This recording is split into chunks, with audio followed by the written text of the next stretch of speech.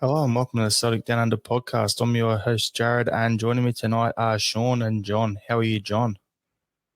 I'm good, Jarrod. I'm good. I had my little hiatus from the Storms last week and a little bit the week before, but yeah, so all that's recovered from that, and I've definitely avoided any sort of significant damage compared to most. But after the boiler going, the dishwasher, the tap, and then graffiti all across my window, I think I'm quite glad it's all over with now. So glad to be here now.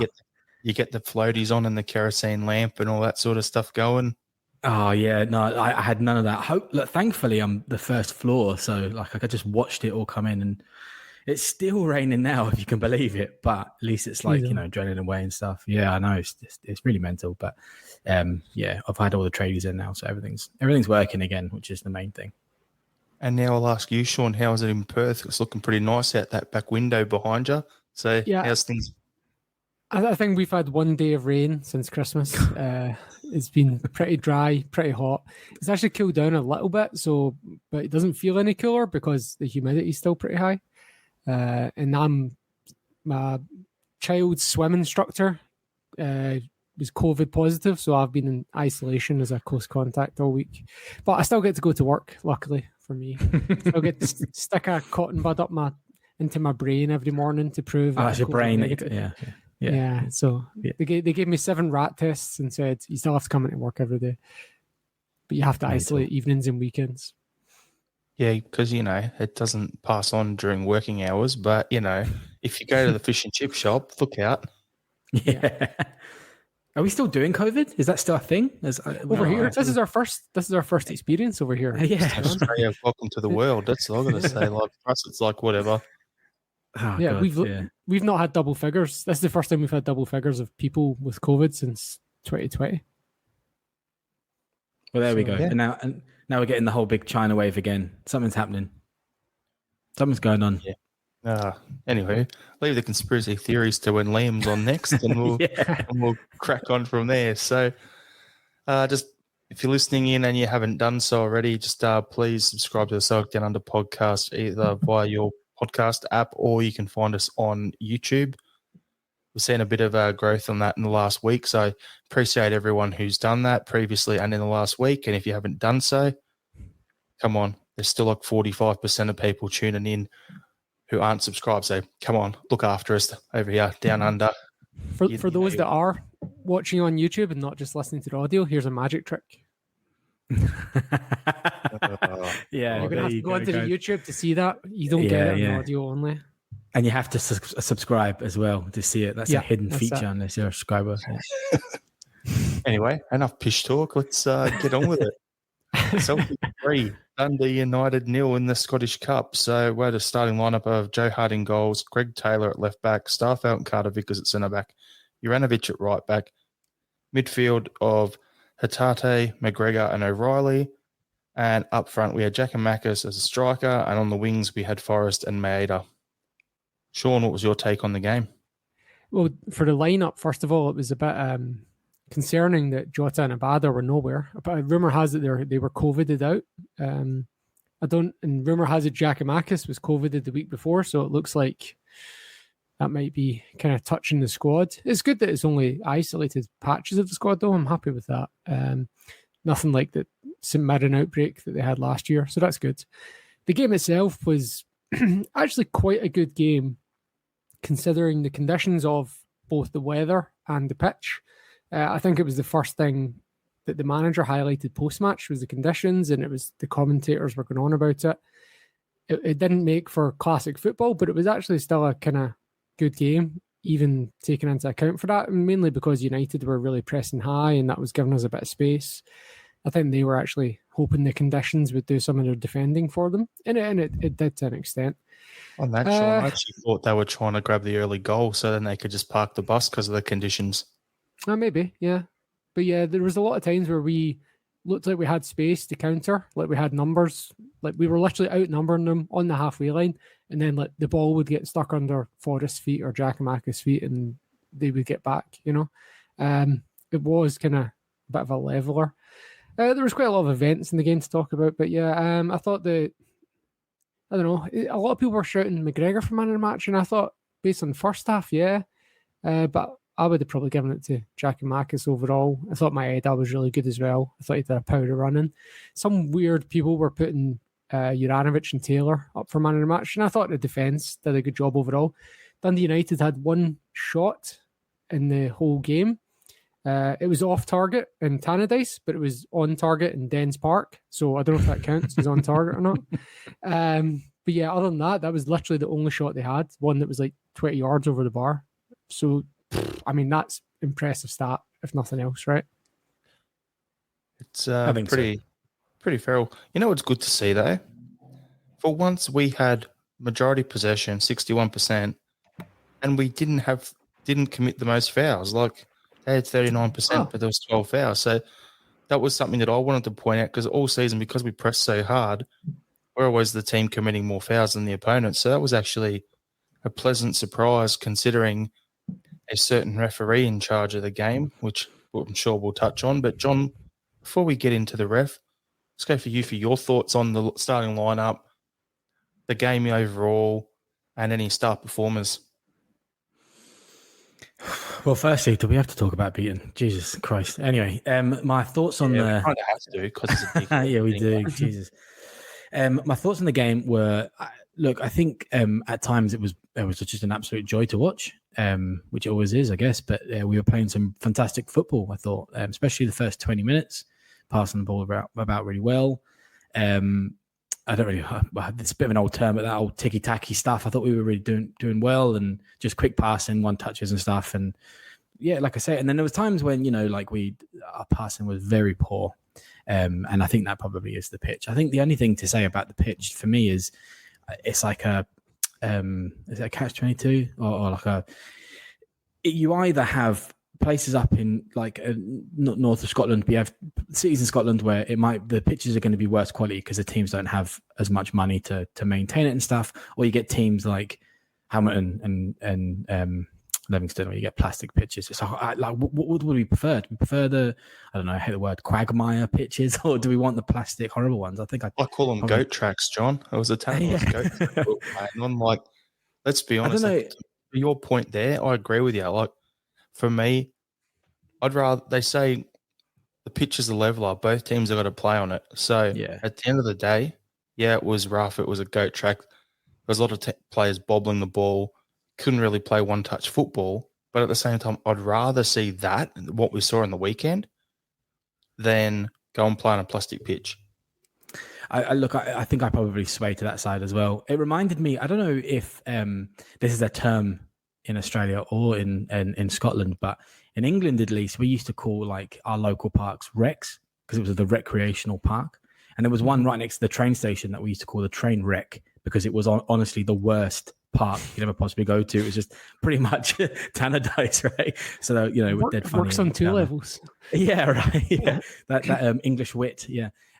So yeah, like I just reminded me of that, and it's like just. Yeah, schoolboy pitches, to be honest. But anyway, look, that aside, you're right. It's a leveler. Everyone's got to play on the same pitch and stuff. Do you know how to fix the pitch? They did it with Motherwell, right? Motherwell's pitch used to be absolute notorious totty field. And then... No, go on. And they gave them a fine of like £400,000 or whatever it was at the end of the season. When your pitch is out of order, here's a fine, sort it out. So they then invested more money in it, and now it's one of the best pitches. Yeah, that's right. Look, maybe that is just... the SFA needs to demand better standards. Then maybe it's just from all of its professional teams. Like, sorry, finding John, individuals. That's not happen though. Because no, it's not. Is this? They're not going to demand higher standards from the clubs on that regard. The SFA, because they're not demanding higher standards from the referees and from people who are running the clubs. Like, you look at certain teams that are constantly doing share offers and stuff like that to write off debt. So. If they're not going to knuckle down on that side of it, how can you then turn around and go to the team saying, oh, here's a fine for $250,000. Now go fix your stadium, which is going to cost you another $250,000. So that's $500,000 you're in the shit. Yeah. When the TV money, you win the league, you get like £1 million. Like, how can you do that? Well, I'm sorry, I've just pulled up the Motherwell story, and it was a £50,000 fine, and so they spent £350,000 fixing it. That's what the number was. But is it fair to really single out? Maybe it's a case of in Scottish football, you have to let your pitch get to such a detrimental level, and then you get told to fix it. And that's just, I don't think that's good enough, is it? We saw it with Rangers last year. How bad was their pitch? There's been times when ours has not been great as well. But yeah, you're right. It's, I think it's just Scotland, to be honest. I think it's wet, and when you don't get enough sun and stuff, and it's just, I think that it's a hard thing to demand better from. John, it's not just Scotland. I'm going to say it for a second because we've got stadiums over here. There was a period there. I'm trying to remember which stadium it was. One of the old A-League ones over here, where because it's a summer league over here, we have the opposite problem. So what they do is they put sand down and then they'd spray paint it green, so it looked like grass. Jesus, I think that was either in the old NSL or at the start of the A-League. It was one of them. I know they did that at Marvel Stadium in Melbourne when it first opened as well for the AFL. Chuck sand on top. So the car park under the stadium, then about 2 meters of turf and of dirt, and then there's the turf. And the grass wouldn't grow because I was working there part-time when it happened. So they're putting sand and then spray painting it green. So what would I rather? That situation here, plastic pitches, or what's currently happening in Scotland? There you go. When I was on Celtic Park a few years ago, God, when was it? 2000 and I don't know, 4, something like that. And I was on at half time, and it actually looks, I mean, it was obviously before we refurbished it, but it actually looks a lot worse on the pitch than it does from the stands. Like when I was on there, I was like, I looked down, I was like, oh my God, there's actually not a lot of grass here. Like this is really just soil. And fair enough, they had it like perfectly flat and shit, so that like it did have a decent enough bounce and run of the ball, but like it really was worse at ground level than it was from the stands, like noticeably. But I did notice it. It's just not good enough, is it? When it's like that, you see professional pitches in that bad state.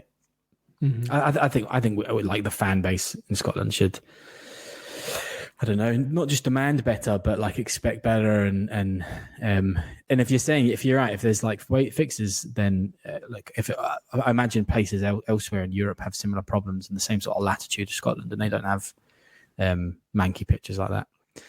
But Jarrod, I've got a question to make for you here. If you're a club like Ross County, for instance, just picking on them because we're playing them soon and they're way up north where the weather can be more hit and miss sort of thing, right? If you've got a club like that or Inverness or whatever, just random clubs, and they get a fine for like 50,000 fine and then they're told to spend 250,000 upgrading their pitch.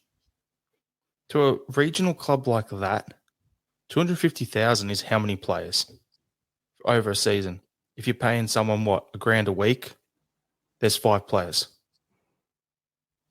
For a year. So if you've got to look at it and go, okay, are they going to invest that money in 5 first-team players, or are they going to invest it in their pitch so that they can have bring in a better quality of player in the future?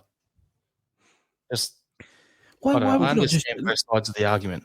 Just thinking out loud here, and none of us are going to fix anything, right? But why could we not do because look, it's an association, right? The SFA, so everyone has to chip in, and it's membership money all goes in and stuff.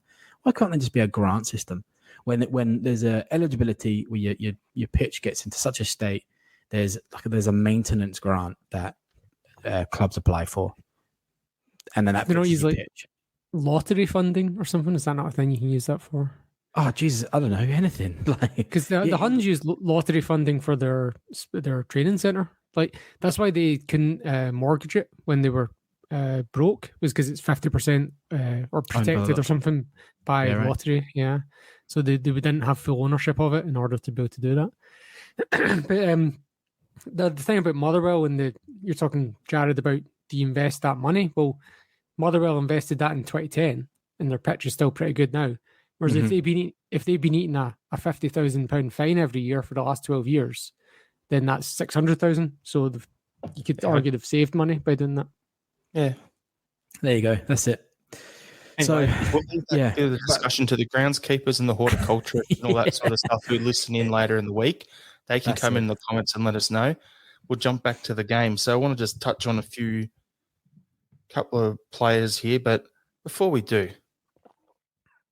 Maeda's goal that was wiped off. Sean, God. you looked that up for us. You got the definition and the rules and all that for us, which was great. I don't know if you've got that in front of you ready to go, but I wasn't entirely. changed.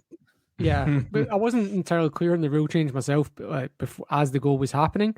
And to be honest, in the first two run throughs of it, I couldn't even the first two run throughs. I literally didn't even see the handball. I assumed it was an offside, so I was kind of waiting for the next replay that was going to show the offside, and I was going to give the linesman crap. But then it comes up, oh no, there's a handball, and apparently the referee signaled handball, and the rule says, if an attacking player's accidental handball immediately precedes another player scoring, the goal will now be awarded, when last season it was likely to have been ruled out.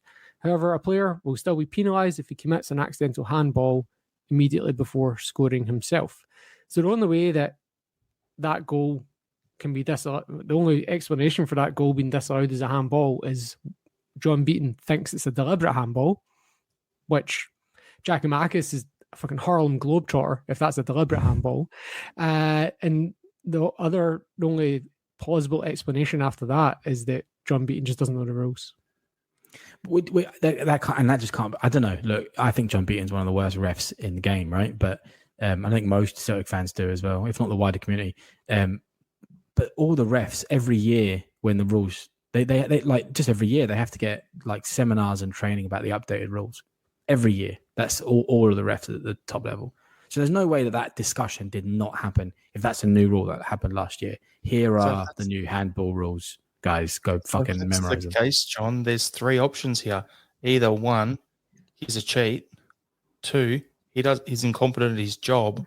Or three, there's bookies involved. They're the only three options I can put there that would give you a logical reason for that. Like, there's no other reason. I'm not bringing in that he's a Rangers season ticket holder. I'm leaving that whole side of it out. I don't want that tinfoil hat going on here. Those are the three things that in this sort of situation you've seen over the years in football. Those are your three things. Either incompetent, he's a cheat, or there's some dodgy shit going on with bookies. I'll give you an option that's in between 1 and 2 there, which was that he went to the training seminar and instead of paying attention, he was busy on his phone posting on follow. Yeah. I thought he was too busy adjusting his sash. Because and there's also things like where you can, like, you're so used to doing one thing some way for so long that you forget. But that previous interpretation was only in place for 2 years, so I'm not even going to give him that. I have to be honest, right? And I think it's purely he's deeply, deeply incompetent, right? And I think I think that's as far as it goes, me personally. But I'm done with the handball rule changing. I'm just sick of it, to be honest. I wish it just stuck to something. It used to kind of make sense. Like, I was all in for it when it was like what do they call it? Biomechanics and stuff. Like, it has to be a deliberate act of putting your hand out in a way that's unnatural and all that stuff, because, you know, if you're extending your foot out, your hand might have to go to the back of you and stuff, and that's all normal stuff, right? So here's your hand. How is that a foul? Yeah, how are you supposed to punish that person doing that? They've not committed a foul against the game, right? But now it seems to be like the rule is if it hits anybody's hand, it's a foul. And it's if you're an attacking player, it goes against you. Well, no, we just said it's not that. I don't know. Like, it's the whole rule is just confusing for me. There's even more shades of grey there, John, because the other thing they're saying is, like, was his hand away from his body? That's something to look at. Was it an unnatural position? That's something to look at. There's a whole range of things. Like, what we need is what we had back in the good old days of the 90s and the early 2000s, where you had the rules, and those rules would be locked in for like a 5-year window. There'd be less mucking around with it. And us fans that get used to it, the players that get used to it, the refs that get used to it. And then, okay, after we've had a good look at it for 3-4 years, after 5 years, make the decision, what are we going to do after that? Because to me, that's the only logical thing. Chopping and changing things year on year, it causes these sort of water cooler conversations to pop up all the time. And, like, it's given us something to talk about, which is great. But at the same time, from that perspective, but at the same time, if this was a close game, and it was the last game of the season, we've got to win just to guarantee the league. And this happens, and it ends up as a 0-0 draw, or it ends up as a draw instead of us winning because a goal is incorrectly chalked off. Like, because the ref doesn't know what he's doing. It's ridiculous. Like, give us some consistency. I think so. I can see some logic behind the rules consistently changing. I'm playing devil's advocate here, where they're trying to remove any subjectivity from a ref's decision, right? If the rule is it's a deliberate handball, well, then that opens an avenue with have they deliberately done it? And then it was all like the biomechanics, and not all these people are, I don't know, sports scientists. So removing that subjectivity, and I understand what they're doing, but I mean, like even in the game against United and stuff, we clearly saw. I can't remember who it was before, but when Rogic just belted it against whoever it was, the United player, and it hit his arm, right? Well, the rules currently, the way that I understand it, correct me if I'm wrong, is if it hits your hand in the box, it's a penalty. That's it. It doesn't matter if you mean it. It doesn't matter if it's within your silhouette. It doesn't matter anything. It's just a handball. It's not the rules now. Because remember, there was the one against Dundee where Jota headed it onto his own hand, and we didn't concede the penalty, and that was the correct decision. Because if it comes off one part of your body and then hits the hand, that doesn't count as a handball. But if the attacking so that's to do with where the hand is. It's natural silhouette. So if your hand's at your side and your silhouette, and somebody rattles it off your hand, then that's not a foul, not a handball. So we're still saying the rules currently still are if it's a natural silhouette, as in standing upright and no hands extension. Yeah. Then right. And they also take into account the distance the ball travels as well. So like if it's like 1 meter away, they're less likely to give it than if it's 10 meters away. Mental that I've watched the game for 20 years, and I still don't really understand what the handball rule is now. You can't fly like Astro Boy because that's unnatural. You can't, pretend you're Superman. That's unnatural unless you're a goalkeeper. The rest of the time, as long as it's natural, it's play on. Yeah, I'll do the rest of the podcast with my hand in an unnatural position. Yeah, exactly. And that's within your silhouette. I don't know. Like, what about the I'm just thinking out loud here. But how the players are now sticking their hands behind their back? What if it ricochets and hit them on the hand? Well, that's within their silhouette, but it's an unnatural position. Is that? That's a fair point. Yeah, because it's very unnatural to have your hands stuck behind your back. Yeah. But especially when you're defending like that, you're trying to make yourself at least bigger. I know you're not allowed to use your arms and stuff, your hands, but you're trying to make yourself as big as possible. So basically, if you take a shot and it ricochets, say if you're the attacker, John, you take a shot, it ricochets off Sean's knee into my hands that are behind my back.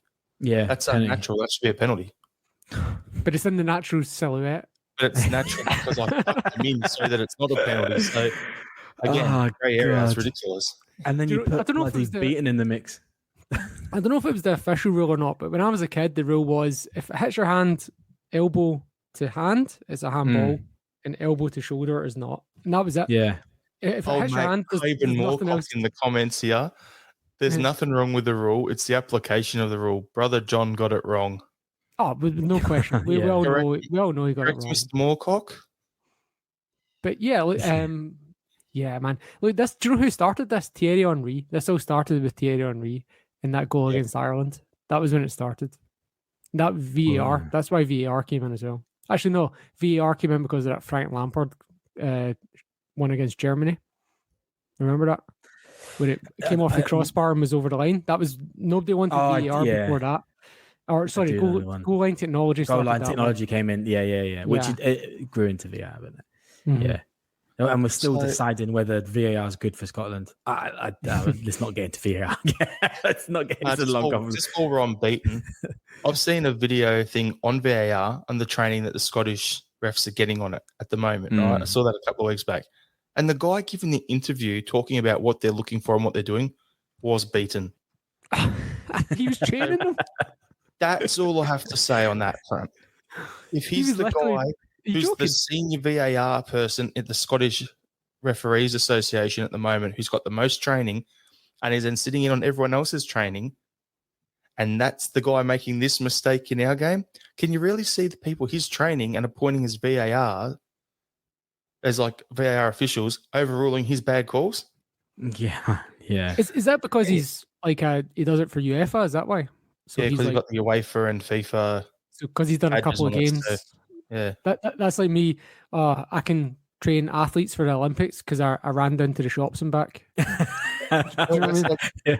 That's like Sean. I'm training someone on how to do the Daytona 500 because I've ridden a motorbike before. Yeah, no sense. It's a laugh. What a laugh. Yeah. Good. Look, I understand that he's a mad Bluenose and stuff, but I think at least in his reffing capacity, I'm only willing to go as far as to say he's the most incompetent referee in the game. And I don't think he should be reffing Premiership games at all.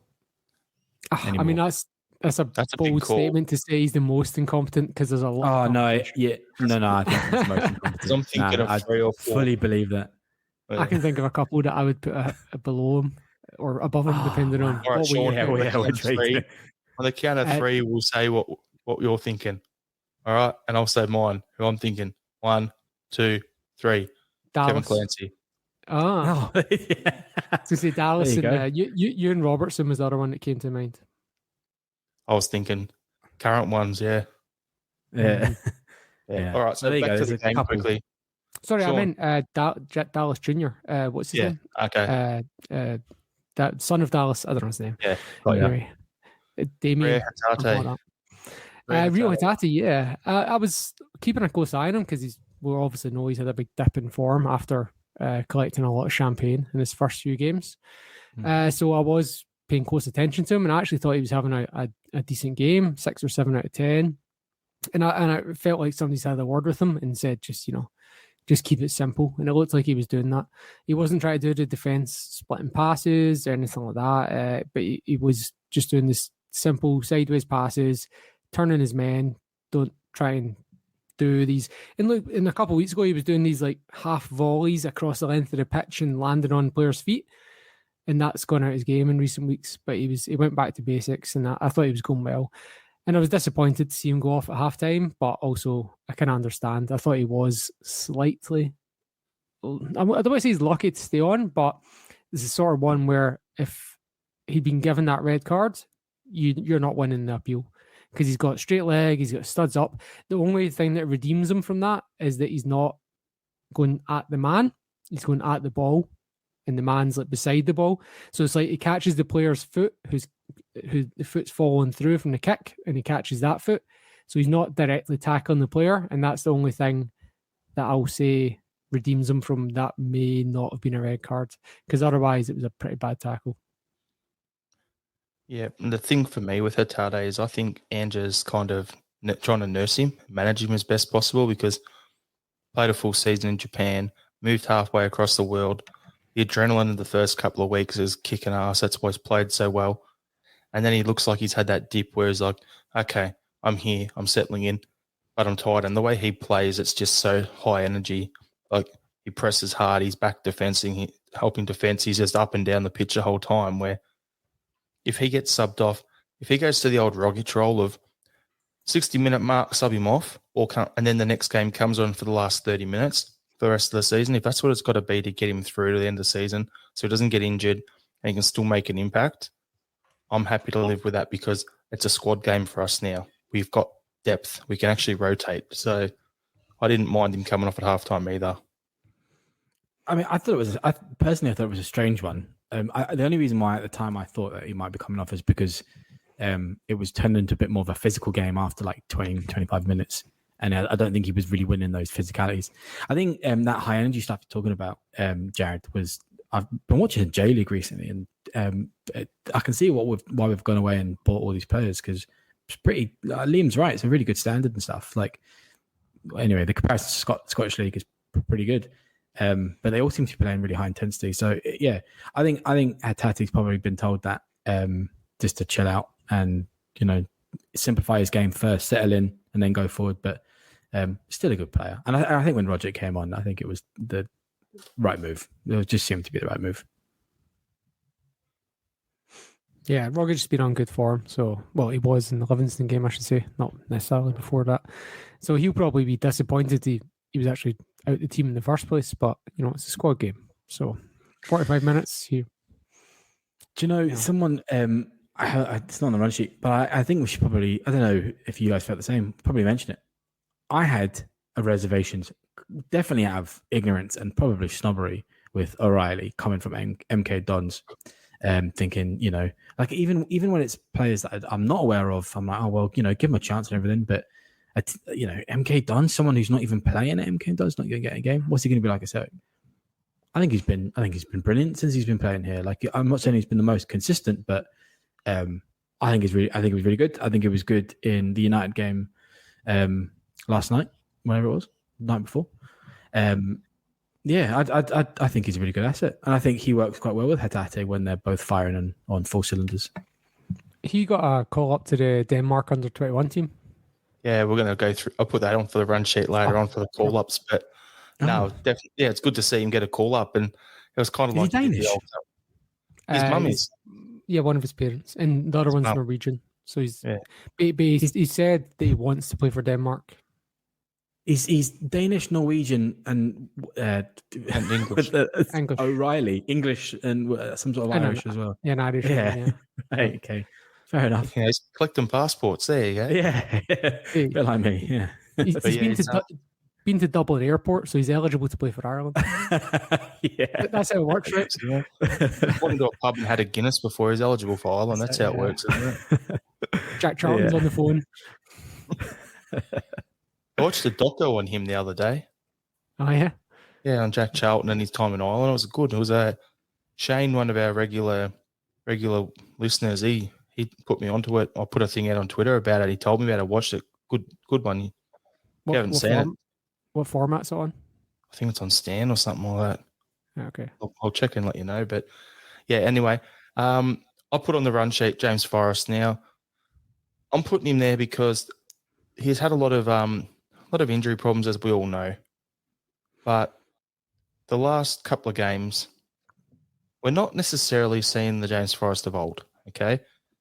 But I think he's borderline right on that edge of turning that corner and, exploding at his last 8 games of the season. Like, he's been doing well.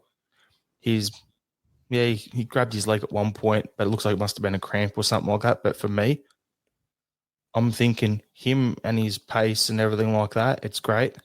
However, it was funny to see him get out sprinted at one point during the game by that Spaller bloke from Dundee United. But yeah, I think overall, the amount of people writing him off and giving Forrest all sorts of pelters, I'll do the James Forrest Appreciation Society right here and say it's good to see him back, and long may it continue that he stays fit and can contribute. But when he did come off Karamoko into that spot, yeah, happy days. A nice 1-2 punch there, considering we've still got a Barter to come back as well. The main thing I take from Karamoko getting a game is that maybe he's going to sign a contract, because Postecoglou said repeatedly that he only works with players that want to be here. So he's working with Karamoko. I get it was see you later, Ben Doak. Yeah, so for him and Mikey, it was the reward for playing well in that game against Partick Thistle in the Glasgow Cup. But still, like, Postecoglou's been very clear. If you want to be here, I'll work with you, and he's working with him. So that's a positive sign. I hope he signs. He is a good talent, and we can all see that. And to be honest, and look, as much as I think Giakoumakis is on fire just now, and thank God I was wrong about that. I'm a bit, I don't know about everyone else, but he kind of robbed Cara from his first goal. I think he did. I think that was going in if he didn't touch it. But no, I think it was. I think it was hitting the post. You reckon? Who knows? Yeah, exactly. Who knows? Yeah. Anyway, who cares? Good that he got to come on and get a game. But on Forrest as well. The only look, I'm with you, Jarrod. I think the guy gets too many pelters, which is really, really unfair. I think the guy's great. I think I've seen some great football watching Forrest and some brilliant goals and stuff. I did notice on that cramp thing, I think he said, I sort of see him mouthing the words. He was like, "Oh, Mahami." And I reckon that guy is one big shift away from just being out for months. I still think he's on the edge still. So, yeah. I really hope he's not. I hope he's sort of slowly progressed in, but I think we might consistently see him getting pulled off at like the 70-minute mark. 65. I think that might just manage his game time. Who's getting pulled off? Forrest. Too slow there. Had to, John. Had to. But anyway, we'll leave the last bit of the Dundee United game there, unless you got anything else you want to add, Sean, quickly. Otherwise, we'll go on to the Scottish Cup semi-final draw that happened afterwards. Love it. Glasgow Derby in one semi-final, Edinburgh Derby in the other. What was your thoughts when you saw the draw, Sean? My first thought was that whoever the chief executive is at Premier Sports will be wanking themselves blind over that one. 2 derbies to show on their channel. Apparently that's the first time that's ever happened, that those 4 teams have been in the semi-final together. So not just that they were drawn in derbies, but as in they've literally never had that combination before. So I was listening to it, like I got my VPN on so I could listen to it. Celtic first out the hat, and I was like, oh, come on. And I typed out my phone already to send to my dad, we've got Sevco, and I typed it out, and I was like, and then since it goes Rangers, I'm like, yes. So I was like, I wanted to, yeah. Yeah, I was definitely hoping for it. So we've got them 3 times in a month or 3 times in 5 weeks, depending on the post-split scheduling. Yeah, man. I'm looking forward to having them on that big pitch. And it's going to be a 50-50 crowd. It's going to be a good game, I think. Oh, they can't do the whole ticket allocation bollocks. Yes. Well, we were first out the hat, so we're the home team technically. So can we say, no, you're not getting any tickets? You can have 900 tickets. There you go, happy. Yeah. Now, the thing for me is why I wanted them in the semi is, like, okay, let's look at it this way. We've won the League Cup already, so there's a trophy in the bank. We win the league, that's great. The last thing you'd want to do is meet them in the final, and if they were to somehow beat us and stop a treble, then what would happen? Like, that'd give them bragging rights even though they lost the league, right? So for me, I'd rather knock them out now. If they knock us out, who cares? We can go on and win the league. It's done. But if we knock them out and then still win the league, then we're playing at a treble here. So that's why I was thinking that. Chance up, but no, like if you had like, if a magic genie came along and he was like, you've got 3 wishes, and then once he'd given Liam his hair back and sorted out John's penis, he had one more wish, and he said you have to pick one of these 3. One of these 3 games. It would be the Ibrox game, wouldn't it? You'd take that. Even above the Celtic Park game, because if you go 6 points, then the psychological damage is much more important than having that later one, And in the cup, like, again, we want to win it all, but like if you, again, some pact with the devil and you have to sacrifice one for the others, the cup's going to be the one you sacrifice. And we're not going to figure that way on the day. We're definitely not. We're going to be baying for blood. We're going to be well up for it. But like, the most important one is the league, but this cup is going to stand alone as a big game, and we're going to be buzzing for it. It's going to be a spectacle. Yeah. Speaking of spectacles, Sydney Super Cup latest. CD, you be there. Woohoo, yes. Go us. We got our tickets. Happy days. So, the latest that pretty much everyone would know by now is it's 3-game tournament. So I think they're expecting both us and Rangers to beat the 2 local teams, because you've got Rangers versus Western Sydney on the 16th, us versus the Smurfs on the 17th. Hang on, I'm looking at the wrong month, but yeah. I think I might actually I got the dates right anyway. There you go. Yeah. And then on the Sunday, we're playing against Rangers. So it'll be an interesting one. Now, there was an article in the Sydney Morning Herald that went out by Vince Rigari, who's been on a few podcasts and stuff, speaking to organisers and a few things. And there's going to have to be a lot of background work done off the pitch to make sure shit doesn't kick off. because one of the main pubs for the Rangers Supporters Club in Sydney is in near Circular Quay and Central Station in Sydney. And Sydney City CFC is also around the corner from the station nearby. So the issue is to get out to a core stadium. If you have a match ticket for any event there, it usually means you've got free train from Central out to there. So if you're going to have everyone for a 7:30, 8 o'clock kickoff in the boozer all day, having a sing-song, getting absolutely plied up on alcohol, to then use those same free trains to get out to the stadium together, it's a recipe for disaster. Drinking in the stadium too. And then you can booze on the stadium even more. So, and then after the game, to get home, it's the same deal. So then you all got to go walk the 500 meters or whatever from the stadium across to the train station and then do the same thing again to get out of there. That's where the issues are going to be more than once you get to the stadium and everyone's in their seats. I don't think it's going to be that bad.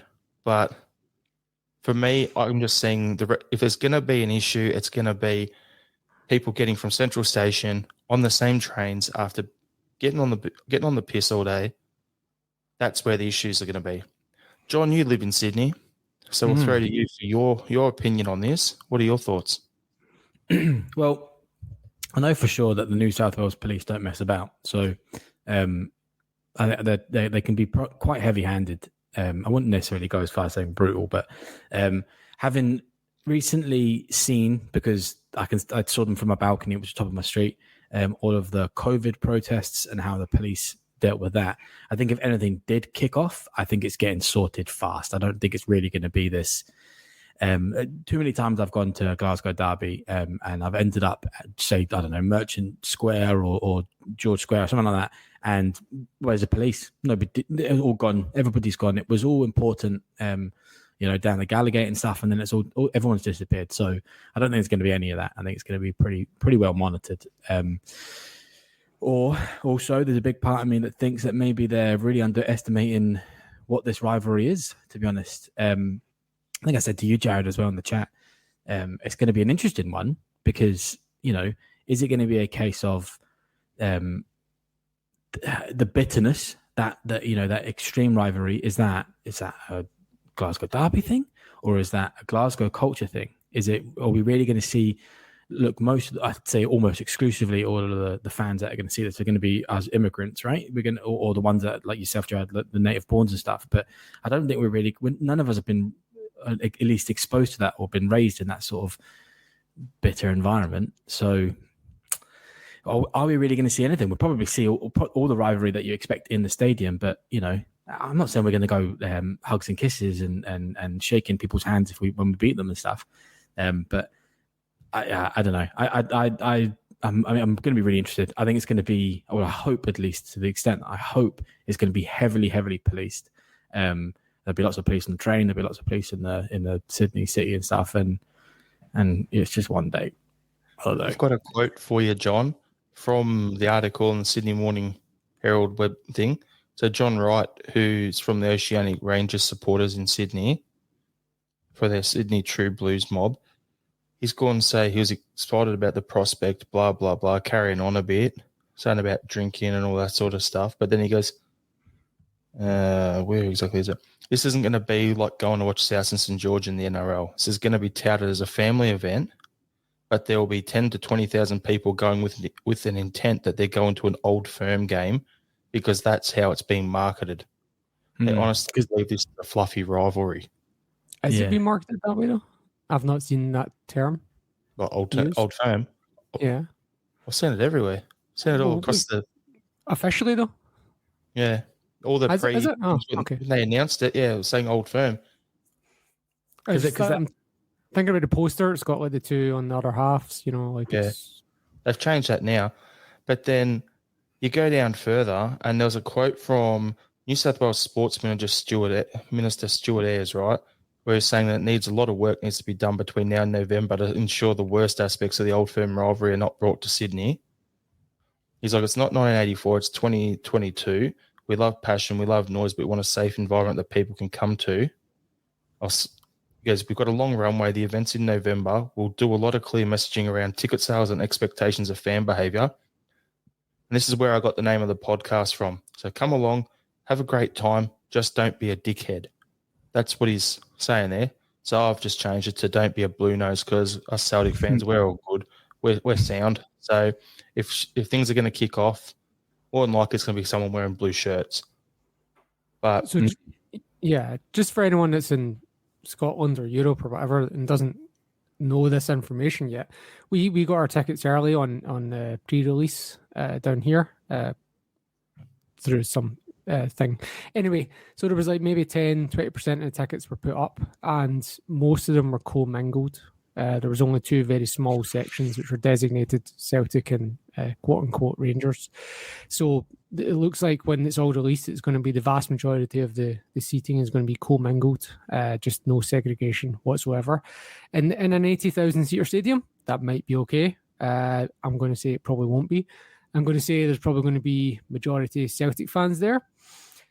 I think it's probably a good thing that it'll be majority Celtic fans, because if you get concentrations of Sevco fans together and they start getting up and singing their bigoted songs, then that could be what causes problems more than anything.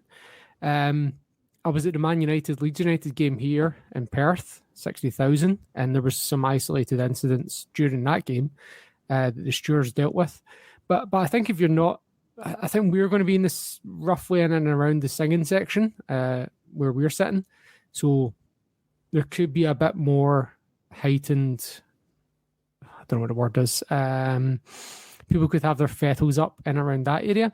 But I think if you're all dotted together on a mosaic where people are so spread out that they don't really feel they can stand up and sing together, I don't think it's going to be anything beyond the odd kind of shouting rude words at each other.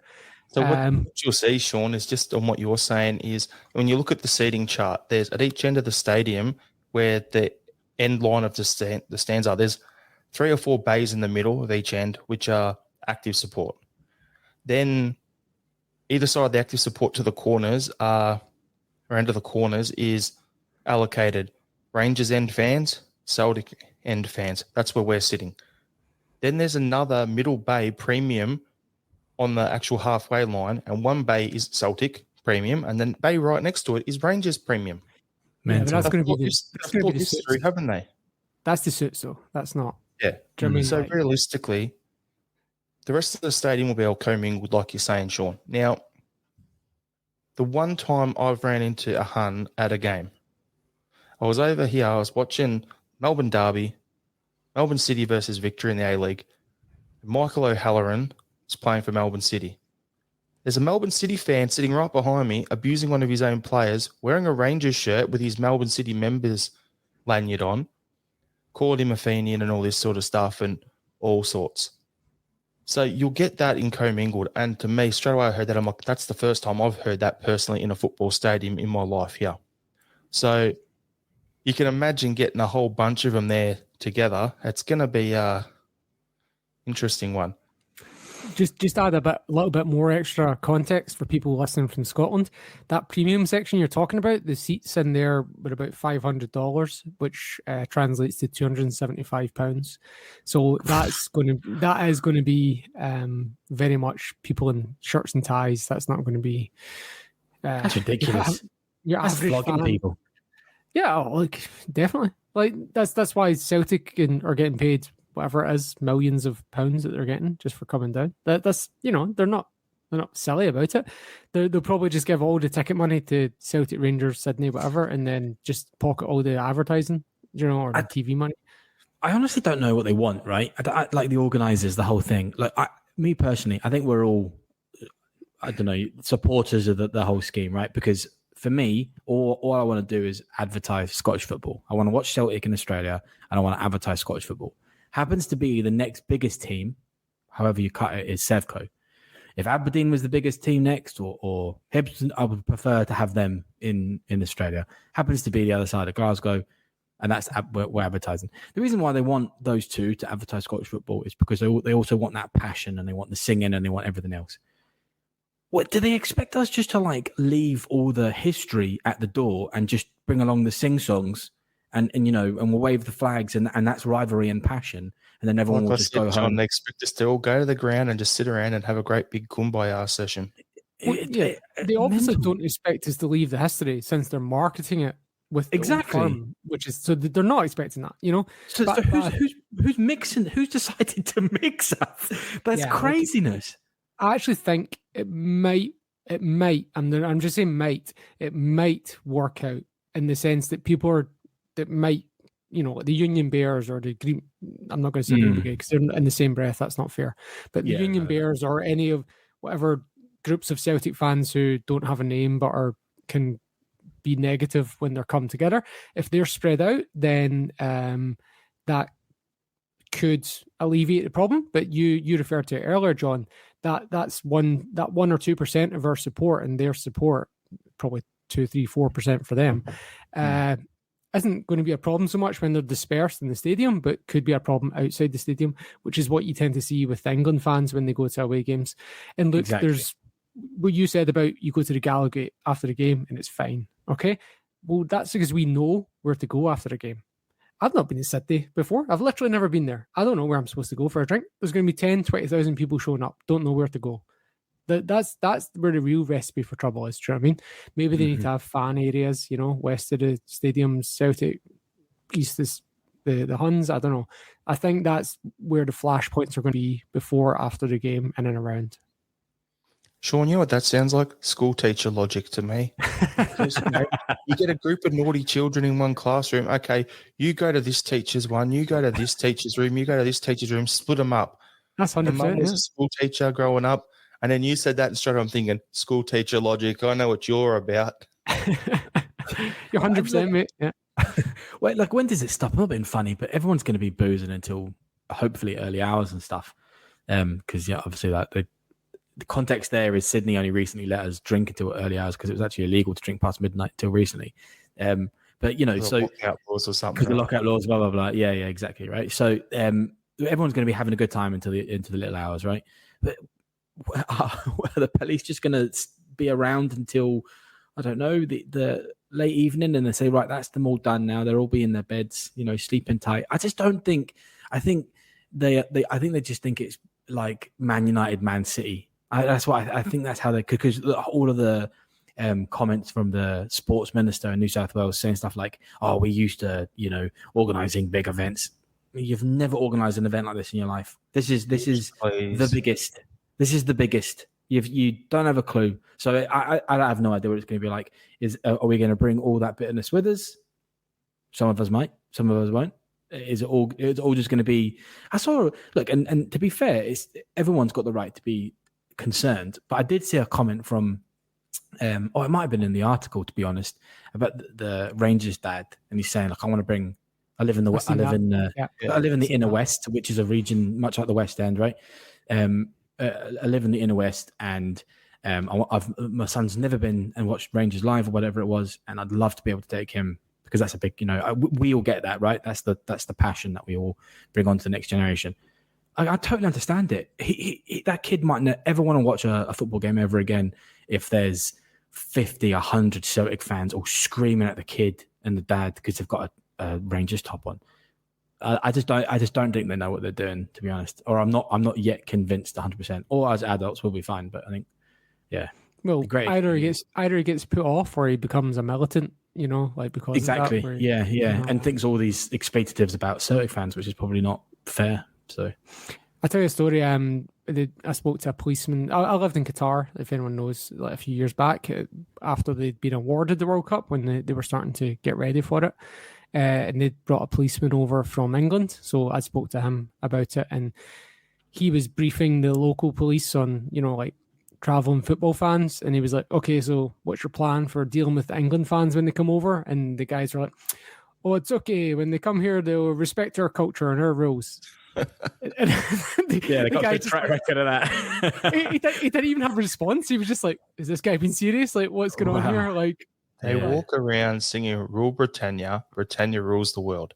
You don't rule the world, you take shit over, but no.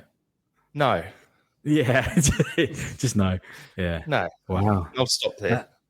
And do you know what? It's not even fair to say that it's just Qataris that might think that, because clearly the evidence is that Aussies think the same. They just will come over here and will respect Sydney.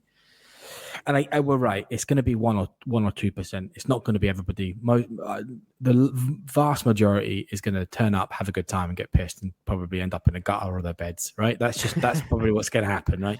Some days in bed. Yeah, well, it's definitely the best night.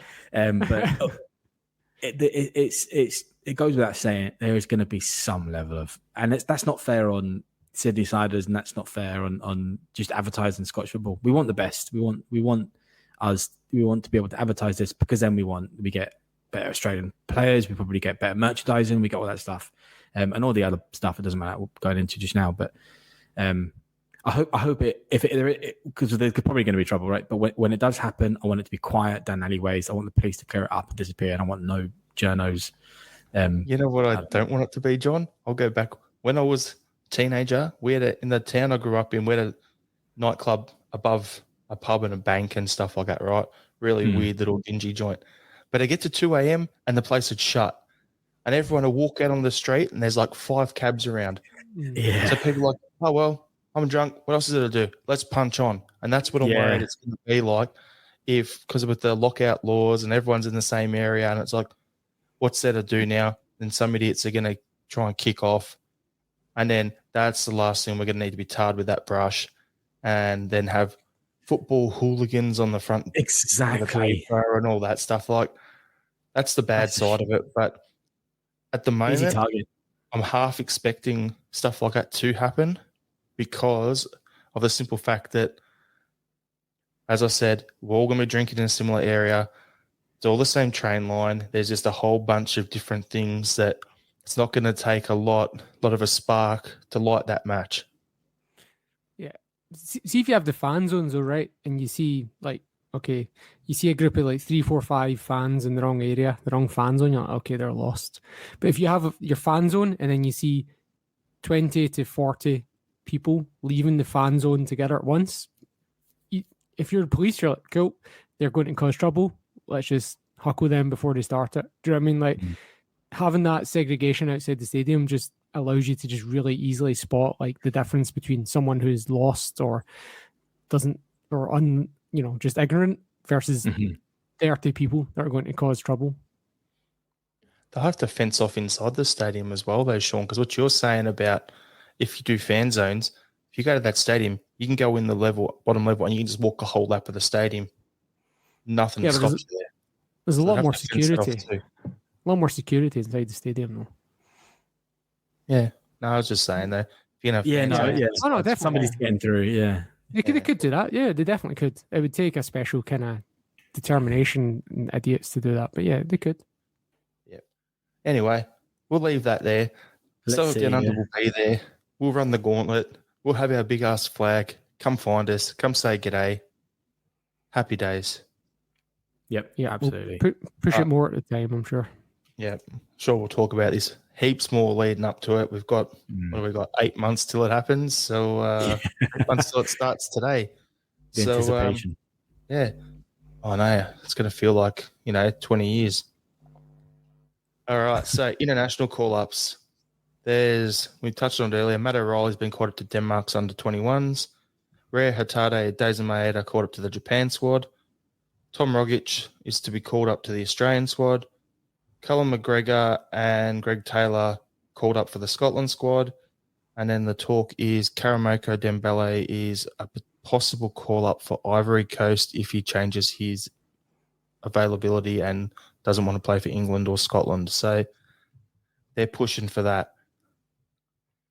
We said we're going to do a league run-in. I was going to talk about Sidiki Dembele. Who does he play for? He's Ivory Coast, right? He's Ivory Coast, yeah. So that might be something to do with that. Yeah. We'll do our league run-in, talking about the split and everything next week's pod, guys, because now that we've got the only, one game a week sort of thing, we'll be able to fit it in. We just went off on a few tangents about the Super Cup and match rituals and all that early on. Yeah. So kind of went down a rabbit hole, so good fun. But, yeah, we've got game on the weekend. What do we got? Is it Ross County, isn't it? Yep. At home on Saturday, 3 p.m. Scotland, 11 p.m. 2 a.m. for WA. us. Brilliant. 2 a.m. for you, yeah. It was at 11 p.m. for you, Sean. Happy days. Yep. Yeah, I'll stay up for that. Yeah. So, what are you hoping from the game? I'm saying this is the game we're going to batter someone. It's at home. Ross County.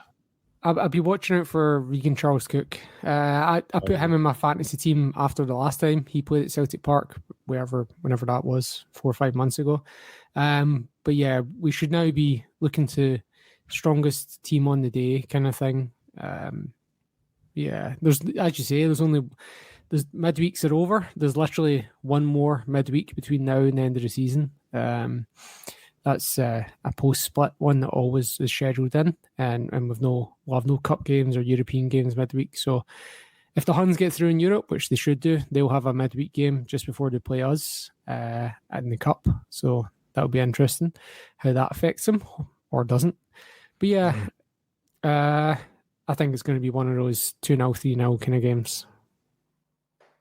The Ross County one, sorry. I'm saying it's going to be 2-0 at half time. We'll end up winning 5-1. You reckon? Oh. Yeah. 4 or 5, either 4-1 or 5-1. I don't know why, I just got a feeling. You've been wanting a big win for a while, hey? Exactly. I'm just going to keep saying it till it happens. And then he said, anyone in Australia who watches this will get this comment. I'm doing a Gus Gould. I'm saying 20 different things. So when it happens, you can eventually turn and say, see, yeah, I told you that. I told you, yeah.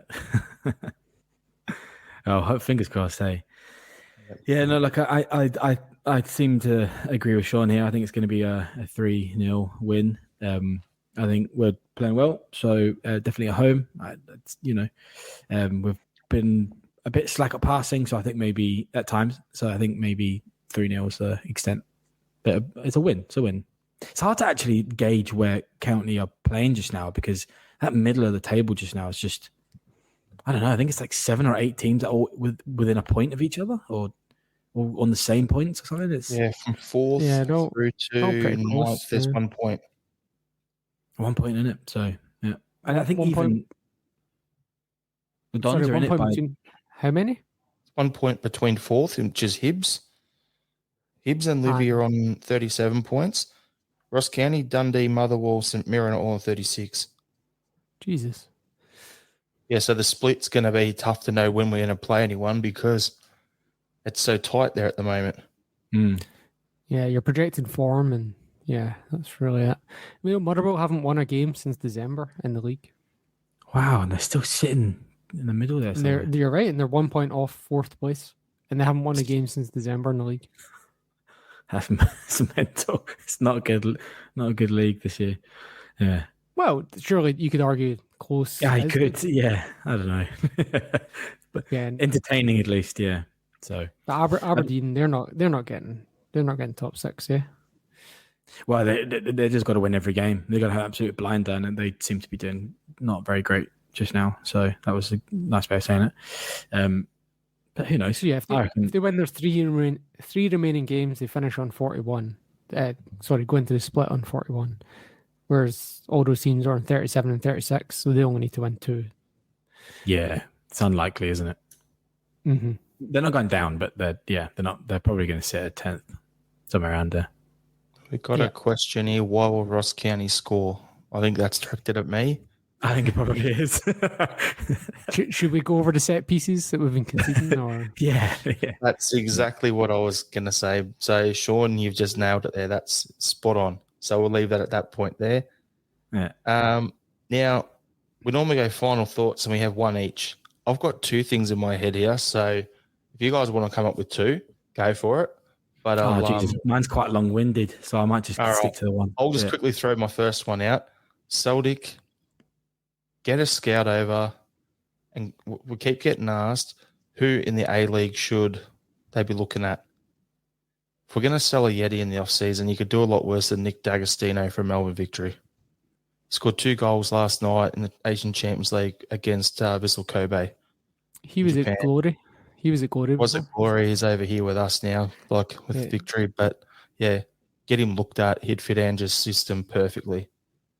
The other thing I wanted to say was Red Star Belgrade, Do the damn job, please. Like, beat the living shit out of Rangers because they suck. And that will, in turn, make my in-laws happy too because they're mad Red Star fans. So, come on, get it done. Yeah. Sean, At least we'll let you do your final thought. And I seen a magic tractor the other day. It was driving down the. It was driving down the road, and it turned into a field. All right, John, over to you, mate. Oh man, I don't really want to follow that, to be honest. Mine's dead depressing and political, and I don't really want it to be. Look, I just wanted to put my 2 cents right into this whole debate. Obviously, I grew up from outside of Scotland, right? So I think I've got a bit of privilege in the sense that I didn't grow up within that sphere. Because I've seen a lot of stuff, a lot of accusations that some of the songs that Celtic fans were singing at Tannadice were bigoted. I don't know if you guys saw this. I did, yeah. Yeah, look, I just have to say, right? I think for me would be the word from what I heard. Exactly. For me, bigotry is a deliberate discrimination of identified group. There is, and I've had this conversation with my Scottish mates as well, where they walk past an Irish pub or a Celtic pub and they so-called hear bigoted and sectarian songs when actually they're hearing Rebs or they're hearing IRA songs. Those two are different for me. I have never once thought that singing those songs has been anti-English or anti-British. They have always been anti-Westminster and anti the British Army, for me anyway, and that was growing up in England. But me personally, I don't like the IRA songs. I think there is a discussion that we should have within Celtic fans where, as much as we can argue between us that they did the right thing and they had to defend Ireland and stuff, we just don't want it. We just don't need that stuff in Celtic Park anymore, or anywhere at the away games as well. And I look, my favorite song is Celtic Symphony, so there's just that one bit that I wish they would change. But so look, that's my 2 cents. I don't think we're singing bigoted songs at all. I don't even think they're discriminatory. Well, I think we're just apart from the one you're talking about that happened. Yeah, well, look, if we were singing specifically "Up to My Knees in English Blood," do you know what I mean? I'd feel quite awkward about that as a Celtic fan. But then I could easily say that that's bigoted and stuff. But there's ambiguity, and I just don't think those type of songs are necessarily as bad as the other side's songs. But we should probably just cut it out altogether, change the words, sing the same songs, change the words or whatever, and just leave it alone. Because my understanding is it went away for a long time, and it's just back in sort of my lifetime and stuff. So yeah, cut it out, I guess. But that's just my opinion. And John has spoken. Thanks everyone for tuning in. If you can, please give us a like on our Facebook page, join our Facebook group, Instagram and Twitter. You can find us at Celtic Down. Please follow our YouTube channel, subscribe to that, hit the notification bell so you know when we go live each week, and subscribe to us via your podcast app as well. Thanks, Sean. Thanks, John, and hail, hail. Hail, hail. Hail, hail.